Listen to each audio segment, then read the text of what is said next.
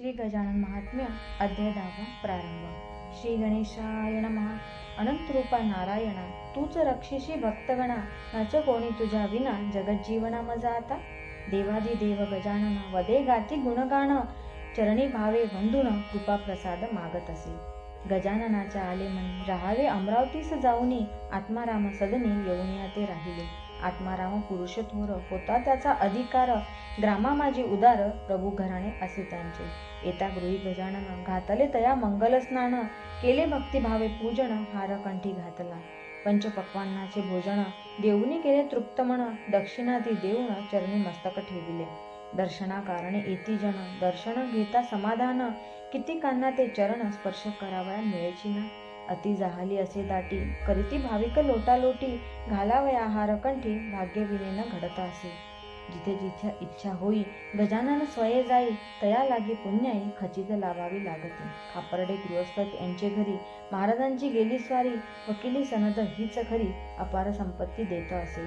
षोडशोपचारे झाले पूजन, आशिष देती गजानन, सदन झाले ते पावन समर्थ चरण लागताची। ज्याच्या ज्याच्या मनी भाव तया भेटला हा देव, कुणी असोरण करावं सकल समान हो त्या ठाई। राहुण तिथे काही दिवस महाराज येती शेगावास, त्याच ठाई मुक्कामास मंदिरी शिवाच्या राहिले। कळले असे पाटलास कृष्णाजी येई दर्शनास, विनवी चालण्या मळास परी तिथेची ते राहिले। सर्वांचे जाणूनी मन केले असे समाधान, होईल आपुली इच्छा पूर्ण ऐसे वाचे बदले ते। हरी पाटील नारायण तैसे इतरही सर्वजण, होती पदी त्या लीन कृपा प्रसाद लाभावया। सखाराम आसोलकरासी पाटील मागती जागा मठासी, पटले ते महाराजांसी पावनभूमी तीच हो।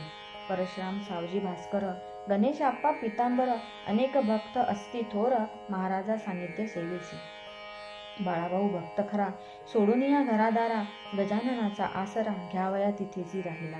स्वार्थ साधू भक्तगण महाराज सांगती विनवून, द्यावे यासी घालवून नच ठेवावे जवळी हो। गजानन घेती हाती काठी, मार मारती भास्करा पाठी, सत्य ठरली ती कसोटी वळणा उठला अंगावरी। कळला त्याचा अधिकार लाभला शिष्य हाची थोर, जैसा सुवर्णा सोनार कस लावणी पाहत असे। बाळापूरचा सुकलाल मारवाडी अग्रवाल, त्याची गाय खट्याळ मारकुंडी फार असे। मोकाट फिरे गावात धान्य खाई दुकानात, जन जाहले अतित्रस्त हाती न सापडे कुणाच्याही। कुणी म्हणती या गाईला घेऊन जावे शेगावला, जसा घोडा शांत झाला कृपा गजानन करतील।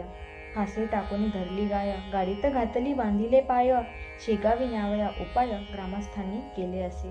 दृष्टी पडता गजाननाची वृत्ती पालटली धेनूची, दोरखंडे सोडण्या तिची महाराज स्वये पुढे येती। खाली घालून या मान चाटू लागली ती चरण, अग्रवाल करी दान गजाननासी त्या गायीचे।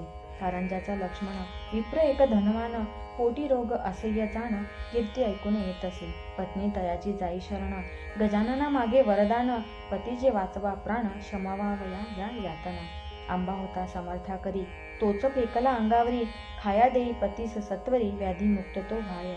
आज्ञेने करी पालन झाला रोग निवारण, कृपाळू तो दया घन गजानन धन्वंतरी। इति श्री गजानन महात्म्य दशमोऽध्याय समाप्त।